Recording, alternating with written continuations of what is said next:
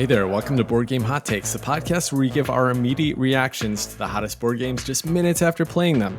My name's Tim. And this is Chris. This is Adam. And today, instead of giving a hot take review on the game we just finished playing, we're going to give our retakes of 3 games that we've given our hot take reviews of in the past, but this time we played them all in one day, back to back to back.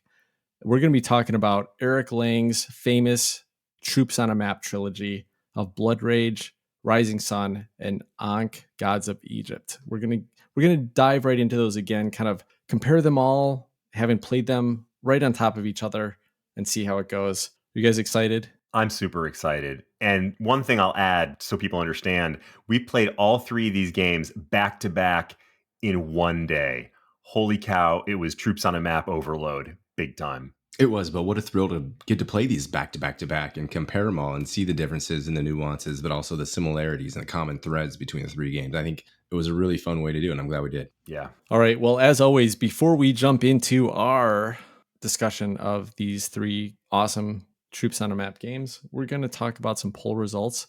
Every week I put out a poll on Twitter. You can find us at BG_hot takes on Twitter.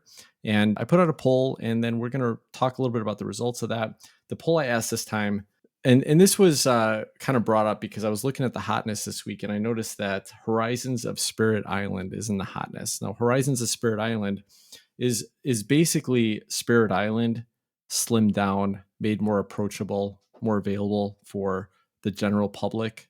And so I was thinking about that, and I was like, is this a good thing? Is it a bad thing? What are people thinking about this? So I said, do you want to see more intro versions of heavier games, things like Horizons of Spirit Island, Terraforming Mars, Ares Expedition, etc.? You know, some other examples would be like Gloomhaven, Jaws of the Lion. So here's how people answered on the poll. 35% said yes. 35% said some are good. 21% said not for me. And 9% said no. How do you guys land on this one? All right, I answered this one in that 9% super minority. I said, no, we don't need any slimmed down versions of heavy games. We don't need Gaia Project Light. We don't need Barrage Light. We don't need anything light, because games like those, almost all of those games already have some version with the same mechanisms that exist in some lighter fashion without needing this lighter version of it to exist. I think that's part of the fun of board games. You find a game that you really enjoy. Maybe it is a little too heavy. You're looking for something lighter. Oh, look at this. Smartphone Inc. is over here. It's got some area majority, some nice flow through, some Euro mechanisms, a little bit of bidding up front. You look for the mechanisms you like. You can find that game in whatever heaviness you want if you go on the search. So, I don't need to see Terraforming Mars, Ares Expedition to take the cash out of your wallets for no good reason. And I don't need to see Gloomhaven, Jaws of the Lion that did everything that Gloomhaven did for more money. I think it's extraneous unless there's some rare game that comes along that blows everybody out of the way and is like, hey, that super heavy game didn't need all that stuff. This game is just as good without it. I have yet to see that. What we named 3 examples or something like that, Tim. I don't know how many are out there. Those are the only 3 I could think of. So if you have more examples, I'd like to hear those. Oh, are you asking me? I don't have more examples off the back of my head. Like, there are a lot of examples actually, but the point is that these are the 3 most popular examples right now, and I'm asking, do we need more of them? And actually, here's what I'll say about this.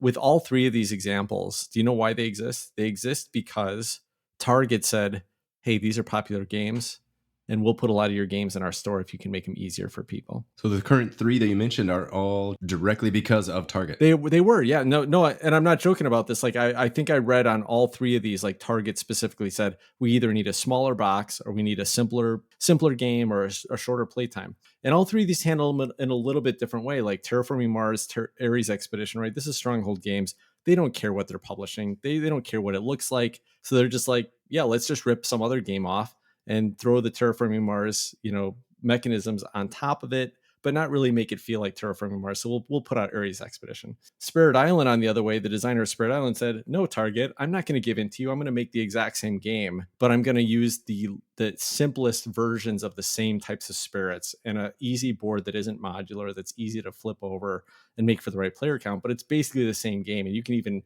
add it into the base game. You can add the same spirits in there. So he was like, I'm not going to give in to you. And then with Gloomhaven, Jaws of the Lion, Isaac Childress was like, Yeah, we kind of need that anyway. So here's a simpler version that we can get other people into it, put it in a smaller box. And all three of them, like they've got their audience. They've got people that are like really into what those do. So I think it's interesting examples. And also, why did they do it? The pressure, right? Like they wouldn't have done it. None of these designers wanted to actually go out and make a simpler, lighter game, but they got the pressure from the man. They gave into it in different and varying ways. Well, they didn't just get the pressure from the man. They got a lot of Benjamins in their pocket too from the man. Well, yeah.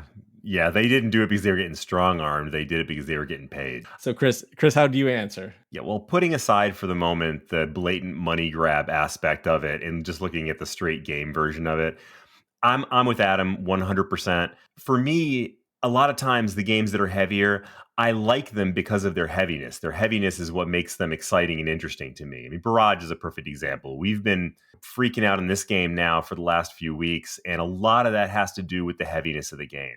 So that doesn't scare me away. I enjoy it. What do I need a lighter version of that for? Ultimately, I feel like if you want a lighter game, that's great. I support the idea of having lighter games, but just make a good lighter game. Don't take a game that's already great and try to make an extra buck off of dumbing it down a little. I understand that a lot of people had really good comments on Twitter about this and had arguments why they like to have, the same feels from a particular game, but want to have a lighter version to play with their non-gaming friends or to play whatever reason. And that's fine. This is a very personal thing for me, because I like the heaviness and I feel like it's almost like cheating to have the little mini version. All right. Well, I am not aligned with you guys, but I understand where you're coming from. And this was a really hard. I love when I stump myself on polls. Like this is a great poll where I did not know how to answer this. The reality is that like I kind of feel the same way. If you're going to make a lighter game, just make a different game. You don't need to try to take a game that's great and then dumb it down and slim it down. Just make a different game. Because honestly, the market that you're trying to sell to, they don't know what Terraforming Mars is. They don't know what Gloomhaven is. Just give them a different game that they're going to want to play. You don't need to try to dumb it down. Now, I tried this with Terraforming Mars, right? Because I love Terraforming Mars, and I was like, my wife, Jen, the people I play with the most, they're not going to want to learn the rules of this. So let me try Ares Expedition.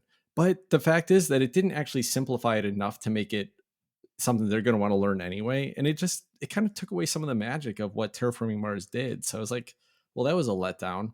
And then I played Gloomhaven Jaws of the Lion, and I was like, wow, I'm so glad that exists, because it's not that I just needed a slimmed down version of Gloomhaven, but I wanted a shorter version of Gloomhaven. I don't want to play like 1,000 hours of a tactical combat game, but it was fun for me to dive in for 20, 30 hours and play around with it for a little bit and get into it quickly. And I love the kind of the intro campaign that they had where it slowly introduced you to the rules. I thought it was really fun, but I feel like it wasn't just because it was a lighter version. I think it was because it was a refined, it was like Gloomhaven 2.0. They figured out how to introduce people into the game. They made it fun. They improved on the storyline. They improved on some of the balance of the characters and stuff like that. So I'm kind of torn on this. And I think I answered some are good, and I'm fine with that. And, there's a lot of comments on here. I'll read a couple of them, but a lot of comments about like, hey, let's get other people into the hobby. But, same thing. You're not getting new people into the hobby with these dumbed down versions of great games. Get them into the hobby with other games and then introduce them to great games. And I think that's probably the best way to go. But in some cases, like the game didn't need to be as complex as it did. Let's slim it down. Spirit Island might be a great example. I haven't played the new version of it. I've heard some great things about it, but to be honest, it was unnecessarily heavy to like get onto the table. And I think what Horizons does could actually improve that game overall for every player. But I don't know. I haven't played it personally. Here's what some people said. So Brayfunk said, I've seen live plays of Terraforming Mars. I think that game is simply too long for me. But Ares, on the other hand, is my top 10. Twilight Inscription is quickly hurtling towards top 10 status, and I full well know that TI4 is not going to work for me. That's another good example, actually. So this is a new roll and write version of, what's it called? Twilight Imperium. Twilight Imperium 4, right? So this is like a simpler version of that, and I'm more interested in playing that for sure. But I also don't. I feel like it's probably not really the same game. It's a roll and write version. That's totally different. So another example is Graham. He said, I've gone for not for me. However, if they sell and are successful in bringing new experiences to people who would not otherwise have them, that can only be a good thing. I'm all for choices and variety in this hobby, and I'm happy things that add to this exist. Yeah, but see, that's what we talked about, right? I don't know that that's actually happening. Like, I don't know that this is actually pulling new people into the hobby.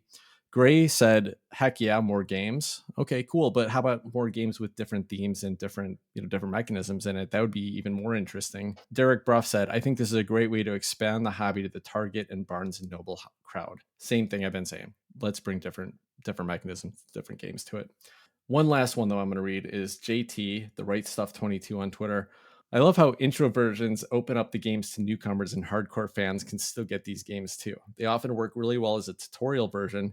Jaws of the Lion is one of the best ways to learn Gloomhaven, for instance. Yeah, okay, I can't disagree with that. So I'm still torn on this. I'm kind of with you guys. I'm mostly with you guys, I would say. Mostly with you guys, but also can kind of see how maybe it's like not about making the game simpler for people, but really actually refining it and cutting out some of the crap that you didn't need in the game in the first place. The other reason I can kind of see for more of these games to exist from a designer publisher perspective is that it's almost like I don't know, like a reverse prequel or a reverse sequel.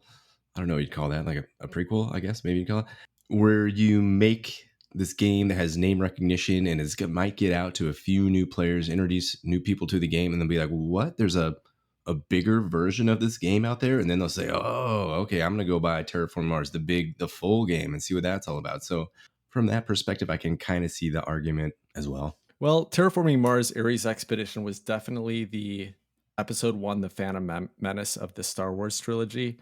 It did introduce a lot of new people to it, but it also like kind of lowered what Star Wars is. And I think that Ares Expedition did the same thing, like kind of took the franchise down a little bit. I think the DICE game is going to do the same. I think all of a sudden Terraforming Mars doesn't have the prestige that it did, because now it's just like, let's try to just get this in many hands as we can, even if it's not actually good. Hey, you know what we need to do is get more light, fun games and make big, heavy versions of them. I want to see Cascadia Imperium, the 4-hour epic adventure. Bring it. I like it. Let's do that. That sounds great. All right. Well, let's move on and jump into the games that we're going to talk about today, which is the famous Eric Lang Troops on a Map trilogy, starting with his big hit. I think it was released in 2015, and that was Blood Rage, followed up by the big, huge Kickstarter sensation, Rising Sun, and then Ankh, Gods of Egypt. So these are 3 games. They all have a little bit of a byline. They're all using big plastic minis, a little bit of area control, but in a lot of ways, they're very different. And so we're going to kind of dive into all 3 of these. Now, we've done reviews of all 3 of these games. So if you want to hear our original thoughts, really get deep on them, go back and listen to those episodes. We talked about Blood Rage almost 2 years ago, one of our first episodes.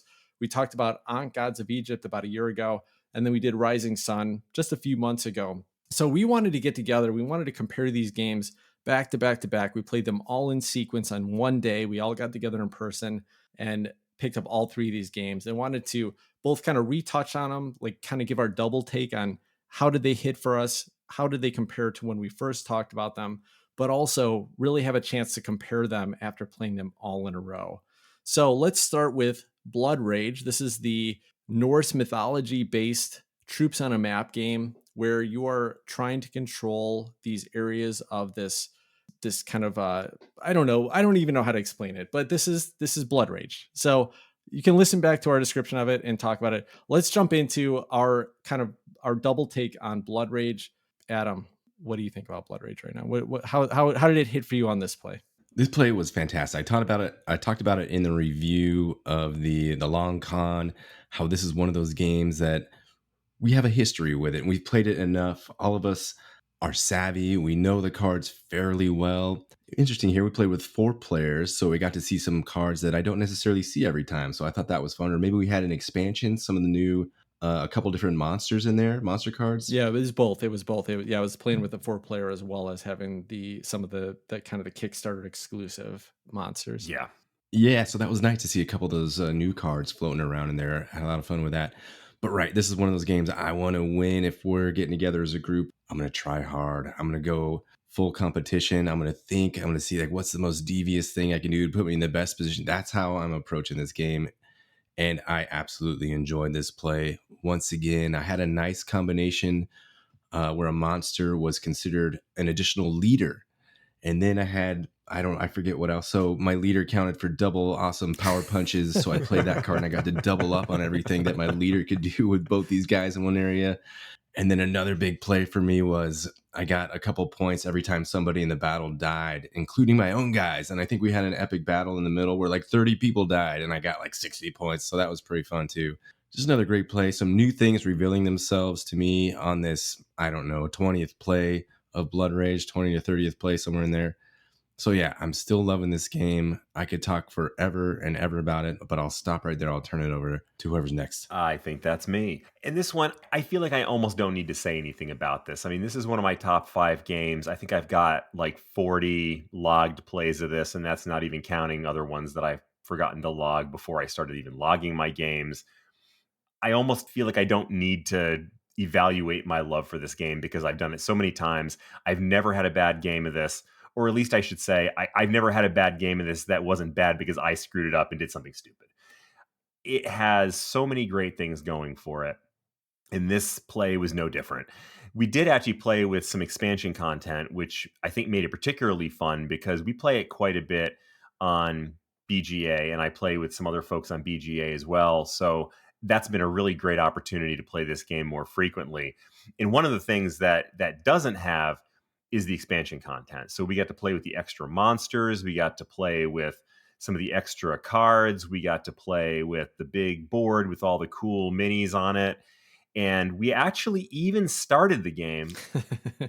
We started the game with the Gods of Asgard expansion, but we realized about, I don't know, 3 or 4 moves in, actually, I think at the end of the first age, that we kept doing it wrong, and nobody thought it was a good idea anyway. Nobody thought that was fun. So we sent the Gods of Asgard back to Asgard and continued our game without them, which was fine. It's a minor setback. Yeah, and I don't even think that the Gods of Asgard is a bad expansion. I think it's kind of interesting. It could add a little variety that just changes up slightly different areas. But I think we played it so much that every time something happened in one of those regions, we just ignored the big gold statue out in the middle of the board. And then it would be like 3 turns later and be like, oh, wait a second, that god was supposed to trigger and move to a different region. And we're like, well, oh boy, nothing, we didn't do it. So after I think the second round and like we missed it on the third time that one of those guys would have triggered, we're like, let's just take him out of the game.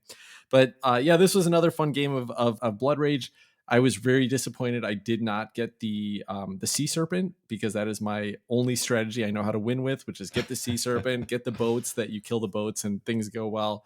And somehow the Sea Serpent did not even come up with it in this place. That was disappointing, but it was fun. It was a very tight game, if I remember. I think Adam ended up pulling off the win on it, but I think everybody was pretty competitive. I mean, we all had different strategies. Was surprisingly, somehow in our group we've played dozens of games of this and nobody's consistently won with any kind of dominant Loki strategy, which is always talked about as the game breaking strategy. I think it's nonsense. I think somebody should play a game of this with us and show us how you are definitely going to win with the Loki strategy, because I think it's nonsense. I think it's a butthurt like call that just because you lost by even if you took a lot of territories, you still call it out. I don't know. I could be totally wrong about that. Maybe we're just all dum-dums and haven't figured out how to win with this strategy. But it was fun. Always a good time with this game. So another great play. Chris has the like several of the Kickstarter upgrades of, like, he was talking about the plastic little minis that go out on the board and all the player tokens, all this stuff. But he also has like this completely random Etsy upgrade where when an area goes to what's it called, Ragnarok or whatever. Ragnarok. And so like the area, normally you would just put a little token on there to mark that it was like a cardboard disc to mark that it was destroyed and you couldn't use it. He's got like these like lava covered acrylic pieces that perfectly match the shape of the board. And it's like, there's no doubt that you're not placing anybody in that lava. So that it's always fun to play with Chris's version. Great to see these minis up close. Like the monster minis, even for being, 7 years old, this game is just awesome to play with these monsters. And I also had one of the expansion monsters that nobody ever seems to hit with. It was that big weird snake looking thing. I can't remember what it does. I can't remember what it, like what its name is or anything like that. But I know that I've played with this several times and always said, I don't know where you'd use that. And I remember getting a couple of pretty good moves out of it today on this play. So that was really fun to do some. Listen, dozens of plays, still exploring, still having fun with this game. Blood Rage is still great after many, many plays. Tim, let me just jump in there on something you said. That what you said about the monsters there is one of the things that I really like about playing with the expansion content, because in the base game, the monsters are pretty obvious. You've got the troll that kills all the warriors when they land. You've got the fire giant that kills all the everything when they land. I think there's a frost giant that lets you double score when you win a battle. All of those are pretty clear. What the expansion content does is throw in 3 or 4 more minis that you really kind of have to figure what kind of niche strategy you're going to play to try to make that work. There's a wolf that makes it so that Ragnarok happens in his area instead of the area that it's supposed to happen. And that's probably there's some cool way you could parlay that into killing off a bunch of your guys and getting a bunch of points. And maybe that's part of the Loki strategy. So it throws some interesting, really, I don't know, varied and not quite so obvious strategy in there. And I mean, what a fun thing that is, because that's the one thing about a game like this. It's simple enough in mechanisms that it can start to feel a little samey if you play it time after time after time, in pretty rapid succession. But then you start throwing in some of this expansion content, and it gives you these little opportunities to do things or experiment with things that are a little bit different. Yeah, so one thing I want to talk about here is the combat mechanism, and we're going to touch on the combat mechanism in all three of these Eric Lane games because that's one of the central differences between all three. So just to highlight it here in Blood Rage, what you do, and you start each round with a draft, which is another thing we'll talk about later on. But in that draft, there are these red cards that have different qualifiers on them. So one of them might be a +5 strength, or one of them might say cancel the text on somebody else's card. Different unique powers that becomes this kind of cat and mouse, rock, scissors, paper. What's he going to play? What am I going to play? So whoever's in a region, in these tight little regions with anywhere from 3 up to 5 spaces around the perimeter, and then unlimited number in the center space, whoever's involved in a combat is kind of looking at everybody else that's involved and simultaneously plays their card, and those get revealed, and all the text gets read aloud, and you add up the strength on the number. Whoever has the most strength wins the battle, if it even makes it that far. Some of the cards might say, nope, cancel everything, redo it all, and I get all the points for the strength that was exposed. So some very fun cat and mouse single card. Everyone's got different cards. Combat mechanism here with a few qualifiers and a few exceptions and a few modifications to that general gist of combat. When I really think about it, the combat mechanism is everything in Blood Rage. I mean, if you stripped out the combat mechanism the way it is currently situated, what Adam just described, and you replace that with chucking some dice, this would be a pretty mediocre bland game because there's not a lot going on in the rest of it that's that exciting. The combat mechanisms put you in this cat and mouse position that Adam was talking about.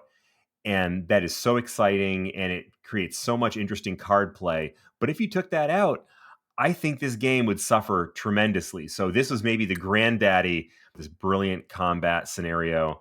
And I think this it withstands the test of time and shines. Well, I like the combat. I don't think it's the only thing great about the game. I think there's some cool engine building. I think the drafting makes for some really interesting choices every game. But since we're talking about combat, let's move into the next game in the trilogy, which is Rising Sun. And this was released a few years later. I think it was 2018 when Rising Sun came out as a big new hot Kickstarter. Everyone purchased it. Everyone purchased all of the upgrades for it. And when this game got delivered to backers, I was listening to board game podcasts, and I think there was nothing short of 20 different board game podcasts reviewed it the week that it came out. And I was sick of it and I didn't want to hear anything about it. But then I finally played it a couple months back. So we're going to talk about Rising Sun. Rising Sun, in a lot of ways, feels like Blood Rage to me, right? There's big, huge minis. These minis are even more beautiful, and maybe not. Maybe they're comparably beautiful, but they're beautiful nonetheless. Cool monsters, cool, interesting things going on. A fairly simple rule set. And this was my second play of Rising Sun. We played it. We reviewed it a few months back as our most recent of his games that we played. So I was really excited to get back to it. I purchased it just for this gameplay of it.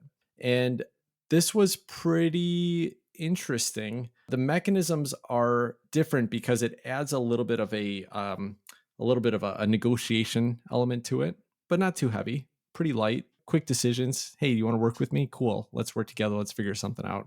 And then you get in and you're doing all the same types of Eric Lang troops on a map type of stuff, putting monsters out into a map, going to combat, things like that. How'd this hit for you, Adam? This was your first play of Rising Sun. Yeah, you touched on the art, Tim. I want to say, first of all, I think we have a similar arc with this. When I started playing board games, everybody was talking about this, and there was negotiation, this and that, and blah blah. Whatever, we'll get to that. I am looking at the board right now, and it is absolutely breathtaking. Looking at this thing, it is a thing of beauty. I could stare at it all night and not get tired of it. But I had a lot of fun playing this one too. This is my very first play. The thing that stood out to me most was moving on this track, the action selection. Everybody looks at it. There's 3 or 4 of these tiles and then places them out there. And then that starts the whole round of play. You get the benefit and your ally gets the extra little benefit and everybody else gets to do the standard action. So these kind of march down and there's this little auction slots at the top that's going to be varied every game too. And you're bidding during the course of these reveals, these actions, to get these little bonus actions when those trigger too. So I thought that whole mechanism was just neat, the progression as those march along. And then at the very end of that, you go to battle and resolve all the battles. That was very cool, very clean how that resolved. I enjoy that tons. Yeah, I think that this game did some really interesting things. And playing it the second time, I feel like I really got a chance to digest it more because this was my second play as well, just like Tim. And I was able to step back and get a better understanding of how all these things fit together. And unlike Blood Rage, and I know Tim disagrees with this, but I really feel like this game added more diversity in terms of the major plot points of the game, so to speak. So it's not just about the combat, which is actually brilliant, by the way. I want to come back to that. But it adds in the extra spaces for the Shinto with the end of round goals that Adam mentioned. It adds in this really clever action selection mechanism where each player deals out 2 cards, picks one, and then puts the others back into the deck again and limits the options that are available to the next person that goes. But what really stood out to me is the combat in this. It's almost unbelievable to me that Eric Lang could come up with so many combat mechanisms that are so unique and so clever. In Rising Sun, there are 4 different, I think it's 4, maybe 5 different aspects of combat, things that can affect the combat. And for each of them, 1 person per combat gets to do that action. And deciding who's going to get to do that action is based on a bid. So you're bidding in secret a certain number of coins, and then everybody does the big reveal, and you see how many coins your opponent bid, and then one of you takes the action. Whether it's ritual suicide, in which case you get points for the number of characters that you have that killed themselves, all the way up to adding in Ronin that can help you in the combat, things like that. And I just thought that is so incredibly clever. I love that mechanism of the game. And I'm almost mind boggled with how cool some of this stuff is. But at the end of the combat, all these coins that are being spent, the person who wins has to pay the coins out to the people who lose. So this sequenced combat where you're going from combat to combat around the board, planning ahead, similar to Wonderland's War, thinking about what combat is going to happen next. You can lose one combat strategically to get the coins so that you can, kill in the next combat. I mean, such cool stuff. I love that aspect of this game. Yeah, one of the things that stood out to me in this game was like understanding that and thinking like, you know what, I'm not going to try to find a way to get a lot of coin income in this game because you throw it all away. At the end of the combat sequence, you throw all your coins away, you throw out your Ronin away. It's like, I'm not going to do that. I'm going to try to lose a couple of early combat and just rely on the income from that. That didn't work out for me at all this game. So there's clearly a benefit to trying to get some of that early coin income, have a little bit more flexibility with it. But really, really cool mechanisms. Now, Chris, I want to go back to you for a second, though, because I feel like, and maybe you'll talk about this in your final thoughts here, but I feel like the negotiation aspect of this, which to me feels like not really negotiation at all, but more about like, hey, there's 4 people at the table. Let's just pick randomly one other person to kind of like get the benefits from this round. Super easy. It was almost random. Like I said, the first round, hey Adam, you're sitting next to me. Let's be partners. And he's like, okay. And the next round, I probably should have stayed partners with Adam because he had a cool like player power that I could have taken advantage of. And the next round, I said, hey Chris, be partners with me this round. And then the third round, it was just like, Steve, why not? We haven't been partners. So it was like there wasn't really negotiation there. We all benefited from the stuff we did. And once you kind of make that joint partnership and then you just know you're going to get the benefits, you don't really have to do anything for that person at all. Like you don't have to help them out. They don't have to help you out, but you can talk about it a little bit. And I remember Chris playing this game and you being like, that is bugging me a little bit. So how did that hit for you on a second time? Like, did you still feel like that was a negative for the game? Bugging me a little bit. I hate it. I hate that aspect of this game. And this is another one of those personal things. Maybe this is a personal quirk of mine, but it changes the dynamic of the game so much for me when I'm in a, even if it's a quote unquote, air quotes, alliance with somebody else. I feel like I need to do something for them. I feel like I need to listen to them. I feel like I'm being dishonorable if I betray them and do something that's not good for them. And this is the reason why I hate diplomacy.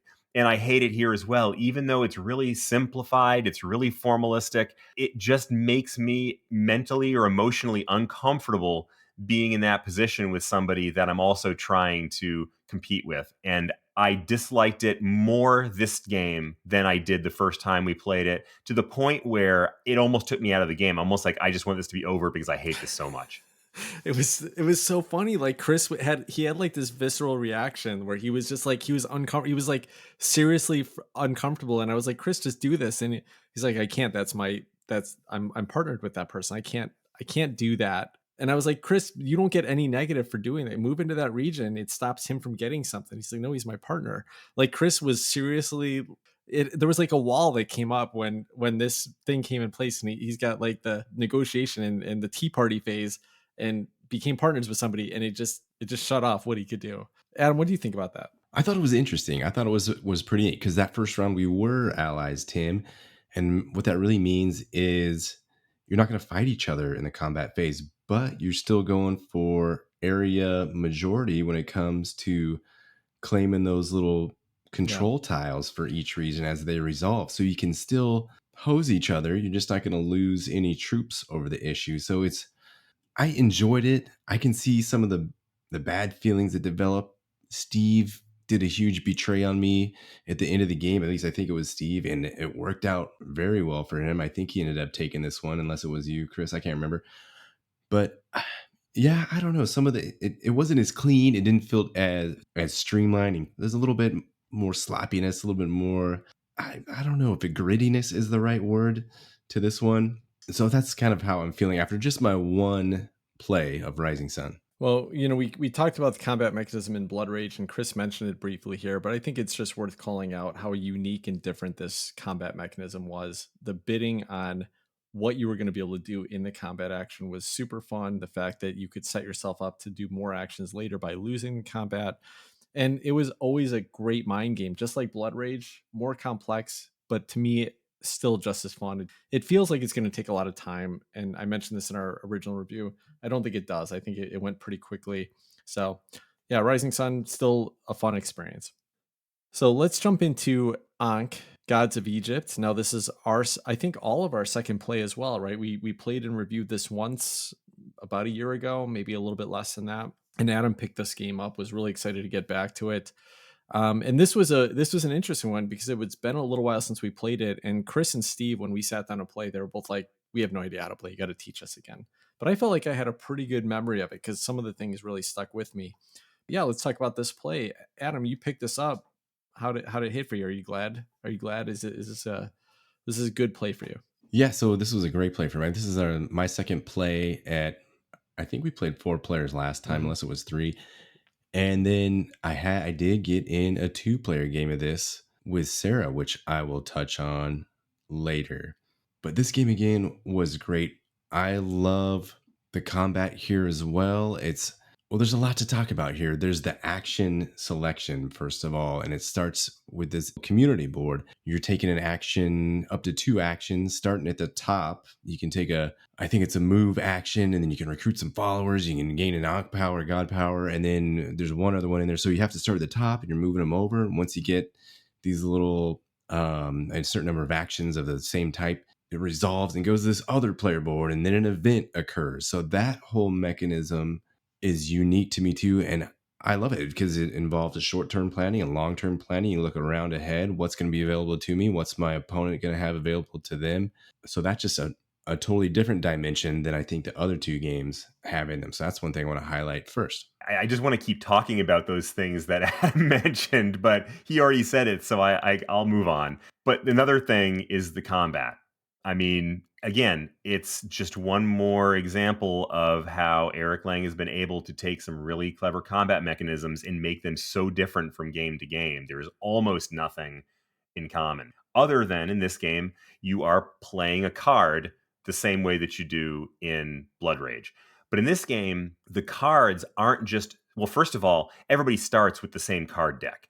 So this is one of those games where you kind of know once your opponents have played this card or that card or these cards, you know what they have left in their hands. So there's a little bit of that cat and mouse going on because you know what they have. But the cards also provide you an opportunity to do things that are completely uncombat related. So you may have a card that lets you build a temple. You may have a card that lets you wipe out all of the people on the board or in that battle through a flood and give you some kind of a benefit for that. So you're not just using the cards strictly to decide who's going to own that territory at the end, but you may be doing other things with it, like building your engine by creating additional temples or various other things.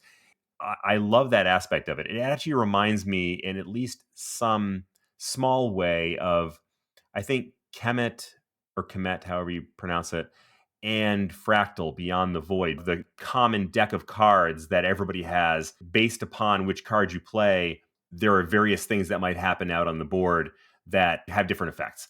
And not just in terms of who wins the battle. So I think that's super fun. I love that in this game. And again, I'm impressed at how clever and original all these combat mechanisms are in all these Eric Lang games. Yeah, as combat mechanisms go in these games, although it's really cool, and I remember on our first play just being so surprised by how much different things can happen in combat. I think it's probably my least favorite of it, and it's because of the lack of variety, right? Like everybody can do the same things, and you may use them differently. And in fact, I have a really strong point to talk about that. But the thing that I didn't like was that, like in Blood Rage, you don't know what people are going to play. In this one, you know what people could play. You know what they've played, and so it's just a little bit less exciting. It's a little bit less fun to me, but it's still interesting. And there's some cool things going on.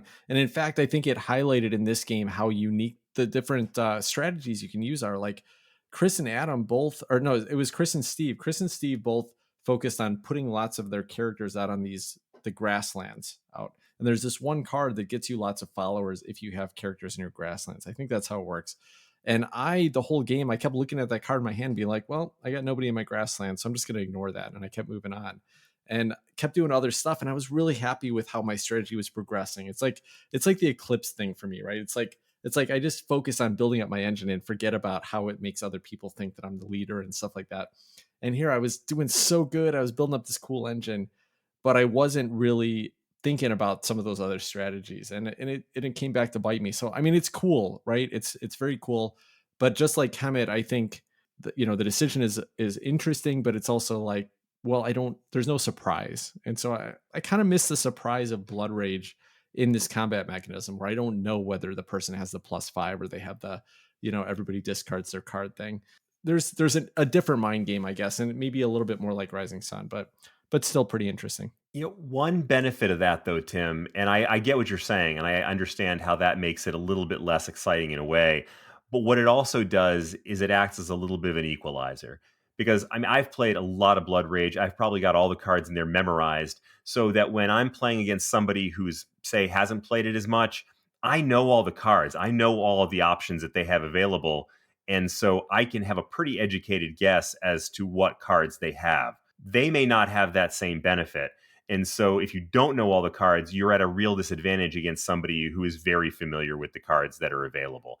It's a little bit less true in a game like Ankh, where everybody has the same cards. So I don't know if that makes it more fun, but it certainly acts as an equalizer when you're playing it against somebody of less experience. To add a little bit to the combat here, I really enjoy how this becomes almost like a hand management. The combat phase is like it's like a whole separate little mini game phase. Like in Rising Sun, the provinces are going to resolve from 1 to whatever number there is. So they start in order. And then it becomes almost like a hand management game. You want to put some of your guys in the combat so you can play certain cards early, knowing that the cards, the combats that come around later in that round, you're going to be able to gain some advantage from those early combats. Maybe you're going to put a guy in the province that's going to resolve second, so you can play the card that gets you all your cards back into your hand, so that in the fourth province, you've got everything available to you. I think there's so many clever decisions to be made with a combat here, and I do think it almost becomes like Concordia or something with the hand management, the way these combats resolve, and that is just fascinating to me. Because taking a action to just pick up your cards is always fun. No, it's not. It's not at all. That's the one thing I don't like about Ankh or Concordia or any other game with hand management, where one of the actions you have to take is pick up your cards. But I get it. I get what you're saying, Adam. That is a pretty boring. You're right, Tim.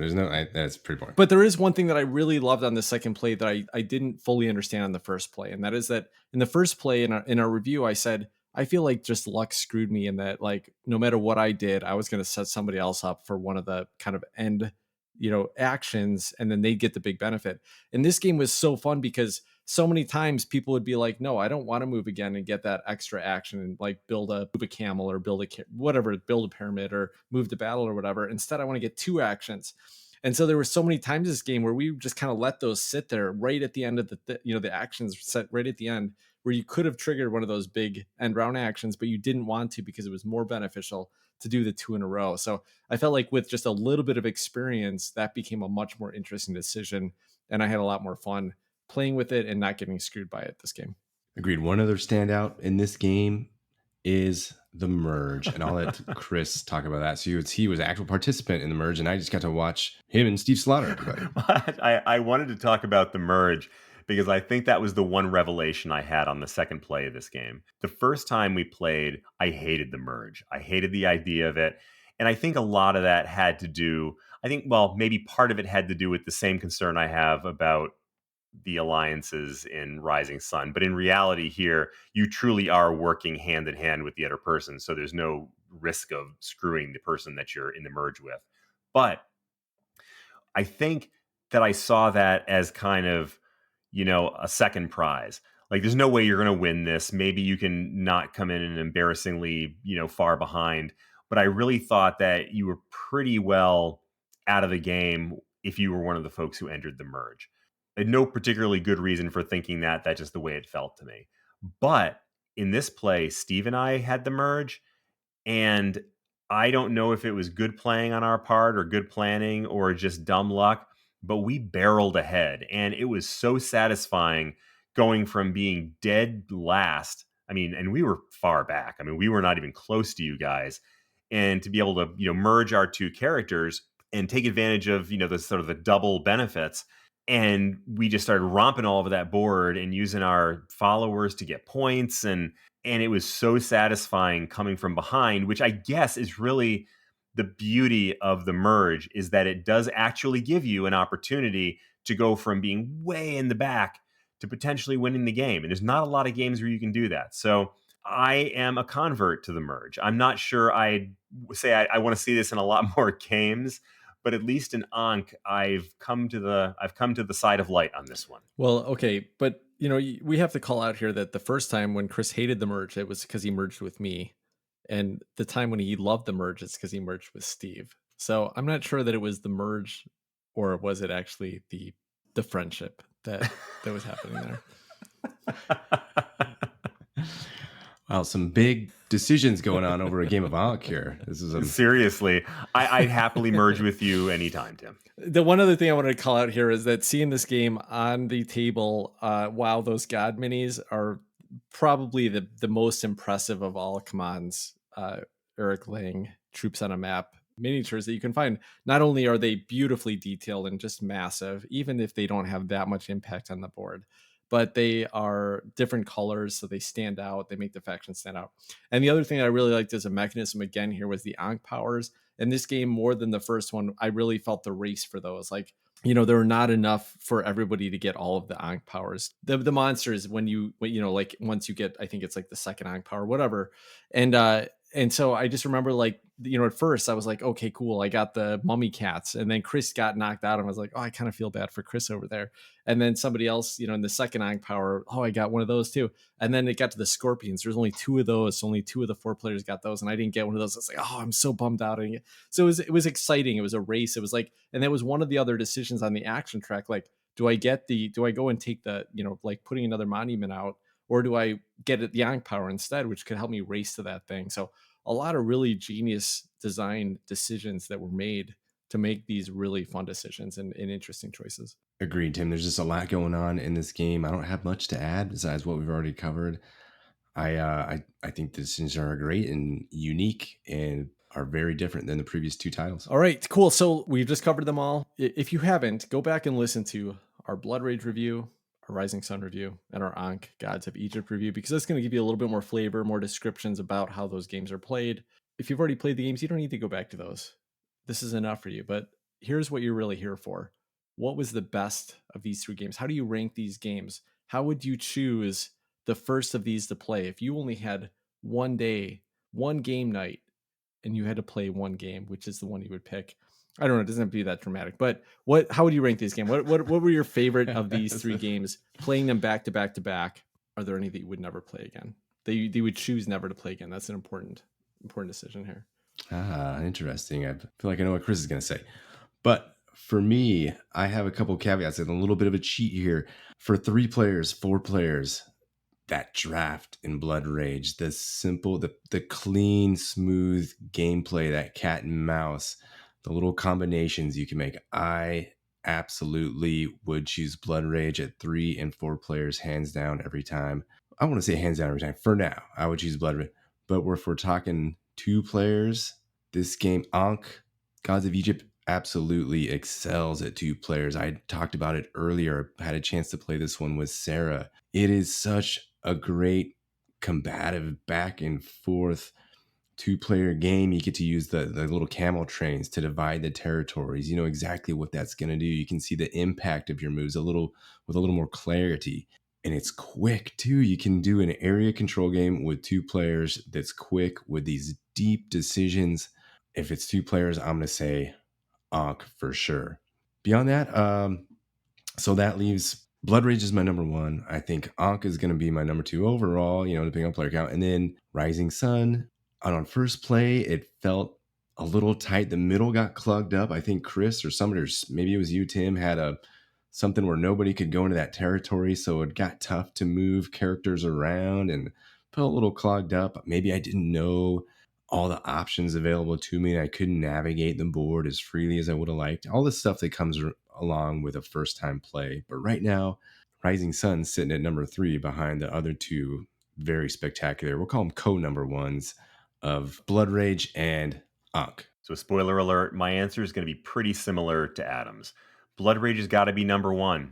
I love Blood Rage so much because this game is simple enough that I can get it out almost any time, play it relatively quickly. It's even one that I can get out with people who haven't played it before and do a quick teach and get them to the table with no problem. But there's enough complexity there that it remains interesting, especially once you add the expansion content in there. So it's elegant, it's fun, it's quick, and it's relatively simple. I love everything about Blood Rage. And I think it's such a delightful game. It's got to be number 1 for me. It's still in my top 5 games of all time. Second, I've got to go with Ankh. Ankh is the heaviest of the 3 games, I think, by far, because of the various things, everything from, planning out your moves to planning out when you're going to hit those milestones, the events, to putting the little camels on the board. There's a lot more stuff that's going on. And I'm not saying it makes it a heavy game, but it is the heaviest of the 3. The only thing about Ankh that I really disliked the first time we played was the merge. And I'm still not sure I'm 100% on the merge, but at least I don't see it as a huge liability the way that I did when we played it the first time, because like I said, I've become kind of a convert. I can actually see how there can be some fun in the merge. And third is Rising Sun. And it breaks my heart to say that because there is so much interesting stuff going on in Rising Sun. In particular, that combat mechanism. It is so interesting. It's fascinating and original, and I've never seen anything else like it. I love the bidding. I love the dynamic of going around the board doing the combats and how one combat affects the next combat, affects the next combat. But in the end, the alliance piece just kills it for me. It's just something that I can't enjoy, and it's enough to make me not really want to go back to it. I wouldn't say I'll never play this game again because I would. I mean, if you guys wanted to play it again, I probably would, and I'll try really hard not to take the alliance thing too seriously. But for whatever reason, I got a mental block against that, and it just makes it less fun. And so I've got to say Rising Sun is third on the list. One caveat to all that, if it didn't have the alliance mechanism, I think it would probably be number 2 for me. But with the alliance, it has to be number 3. So before I jump into my ranking here, first of all, Steve, who plays with us all the time, he's been on the show a few times. You guys hear us talking about him all the time, but he played these 3 games with us and he gave us his ranking, even though he wasn't here to talk about them tonight. So I want to mention those really quickly. Steve's number 1 was Rising Sun. Number 2, Ankh, Gods of Egypt. And number 3, a big upset, Blood Rage. He does not like the combat mechanism in Blood Rage. He doesn't like the surprise randomness of the cards in Blood Rage. So still not his favorite, even after this last play, all 3 in a row. So for me, I had a really hard time with this because I have to say that I really, really like all 3 of these games. I think they're all brilliant games, very fun and unique mechanisms. I think you could have all 3 of these in your collection and there's no overlap. I mean, these are all great area control games, troops on a map games, different combat mechanisms, different action selection mechanisms, all fantastic games. So I decided to kind of pick, like, if I can't really rank them 1 to 3 in just like a direct ranking order, I'm going to do it kind of like I would do with a drink, right? Like I don't always drink the same drink. So instead, I'm going to pick the one that I would drink nightly because it's easy to get to the table. It's not going to mess me up too much. And generally, I'm going to be pretty happy with it. And that's going to be like a citrusy IPA. So one of those is going to be that drink. We don't have to turn this into a horrible IPA analogy, do we, Tim? Come on. We had such a good thing going before this. What happened? Boo. Say whatever you want to say right now, but in the end, you need to rank the 3. I will rank them. No more metaphors. Secondly, it's the drink that I really, really enjoy, and it's probably going to make my night the happiest. But I don't drink it all the time. It's a game that I'm going to get out regularly, but not all the time. And that's the Old Fashioned. It's like a great little, Woodford bourbon in an old fashioned. And it makes my night, and I'm going to love it anytime we can get it played. And then the third one is going to be a dry red wine. Upsets my stomach a little bit, but I enjoy the flavor of it. It makes me happy when I'm drinking it. But I know that I shouldn't drink it too often because I'm not going to want to go back to it too often. So in that order, in the basically the frequency that I expect to want to play these games is in that order. And the IPA, that's Blood Rage. Always want to get it at the table. Always have fun with it. It's my Tuesday night sip on a drink. Like, it's always going to be fun. The Old Fashioned, that's Rising Sun. Probably going to have the best experience with it, but I can't drink that every night. It's going to ruin the flavor if you do it too often. So, once in a while, but probably the best experience I'm going to have, that's Rising Sun. And the dry red wine, man, this game, it's got so many flavors, so many layers in it, and so many interesting things that I want to explore and I want to taste. But I know that I'm going to get tired of it if I drink it too often. And that's Ankh, Gods of Egypt. So that's my order. Blood Rage, Rising Sun. Barely, though. Like, honestly, it was really hard for me to rank Blood Rage and Rising Sun, but that's where they sit. And then Ankh is number 3 for me. All great games, though. So, Tim, I'm sorry for making fun of you. That was actually a really good metaphor. Excellent. Great. That's a shock. I had no apologies here. That metaphor was brutal. It was painful to sit through and listen to you talk about that. All right. Well, that will wrap up the conversation on Eric Lang's brilliant Troops on a Map trilogy. Let's move on to some games that have been on our table right after this.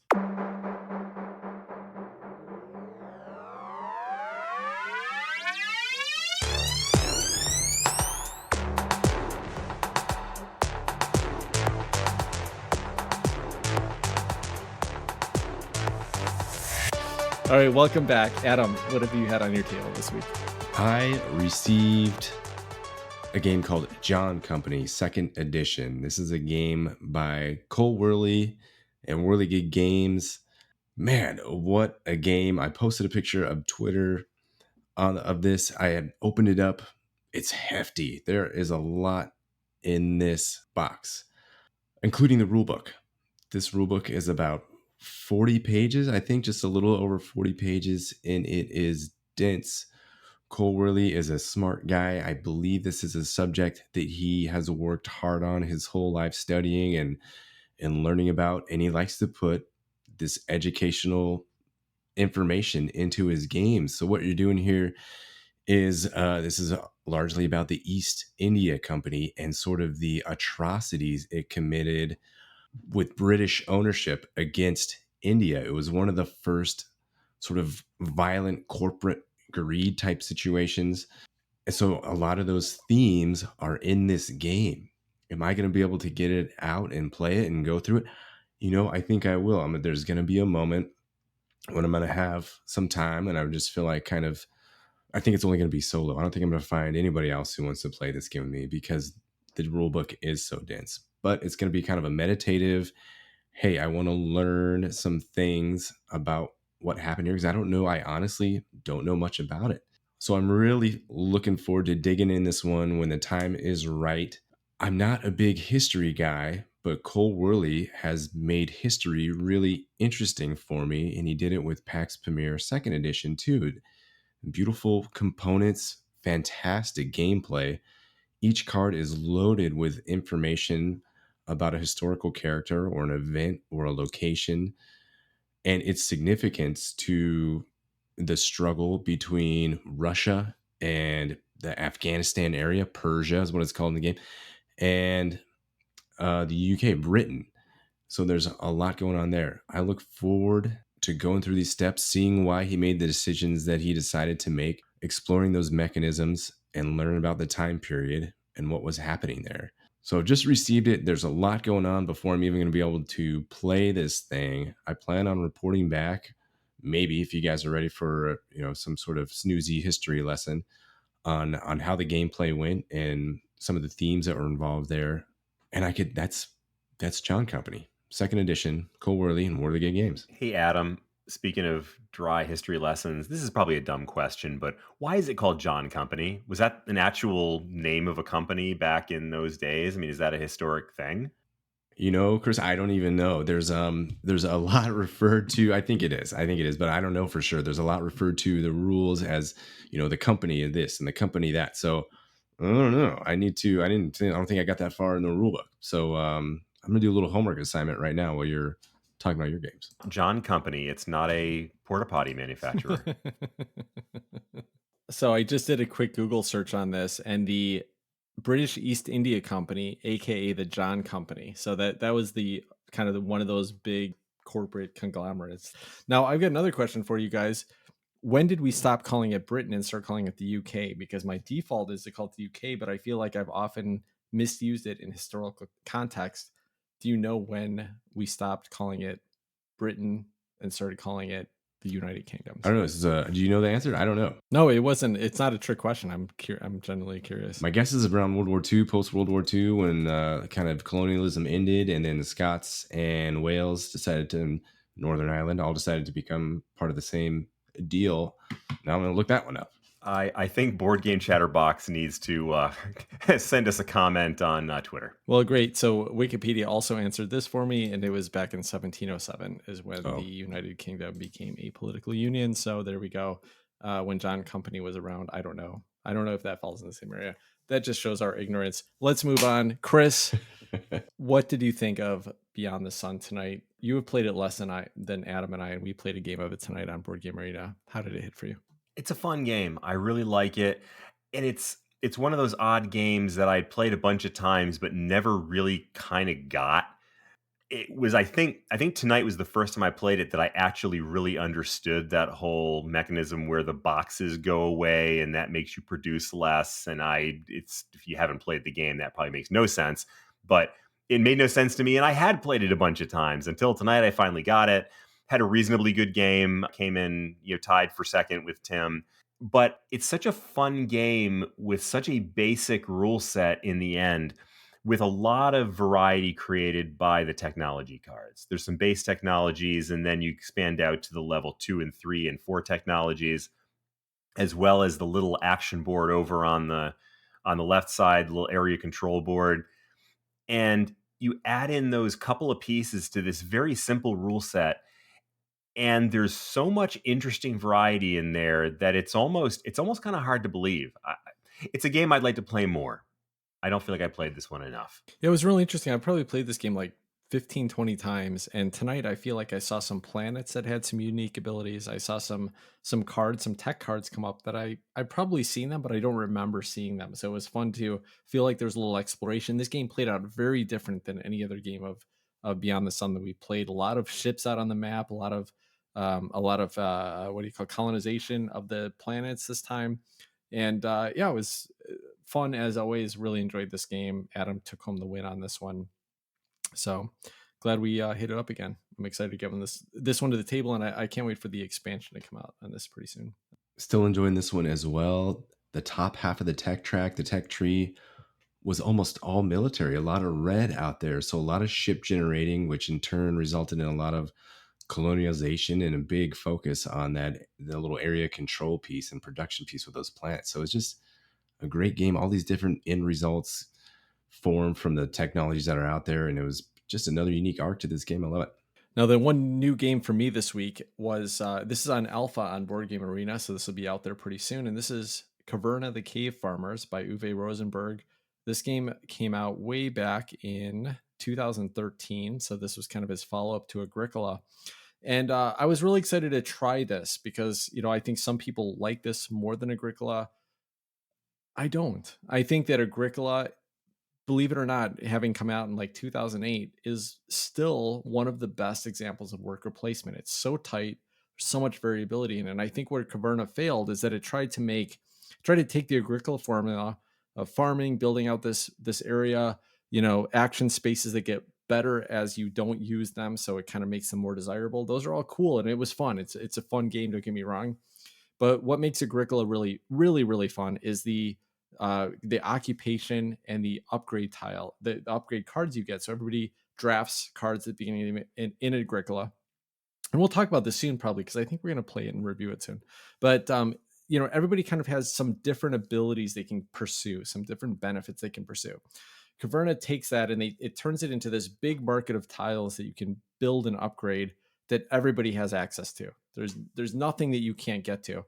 So in a lot of ways, it feels more like a Feast for Odin, where there's just like so many spaces. It's kind of a sandboxy game. And I think it's what I don't like about a Feast for Odin as well. And a Feast for Odin does have the occupation cards, which does give some variety, but the occupation cards are so hard to get and so hard to put out there that although you get some benefits for them and you get some motivation to go in certain directions, it doesn't quite drive you as much as Agricola does. And so of the three so far, I'm still loving Agricola the most. Caverna is fun. It's cool. It's an interesting theme. These dwarves trying to build out their cave home and build a farm and stuff like that. A little bit more interesting than farming in medieval times. But Agricola for me is still the most fun of these three games. So it was I'm excited I got a chance to try it. Got a chance to play another Uwe game, which I'm way behind on. Lots more I got to try. But this was my favorite of the trilogy of Uwe worker placement games. So going with some metaphor here, Tim, what kind of drink is Agricola? What kind of drink is Caverna? And what kind of drink is Feast for Odin? Okay, so let's see. Agricola is an excellent wheat beer.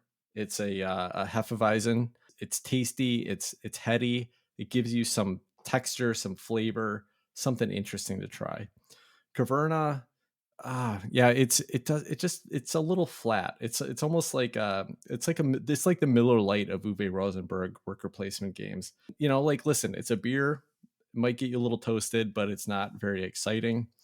And then a Feast for Odin is the mead, right? It's got a unique flavor. It's interesting. It makes you feel like you're getting to try something different, but there's not a lot of buzz off of it. So yeah, I think that's how the Uwe trilogy would hit for me. I'm starting to get behind these analogies. Seriously. And by the way, did you notice that buzz, mead, honey? That was nice. I totally missed that. Sorry about that. All right. Well, I think that will wrap up this episode of Board Game Hot Takes. If you enjoy the show, please rate and review us on Apple Podcasts or wherever you listen to the podcast. You can find us on Twitter at BG_Hot Takes. Until next week, take care, everybody. Good night, everyone. Bye-bye.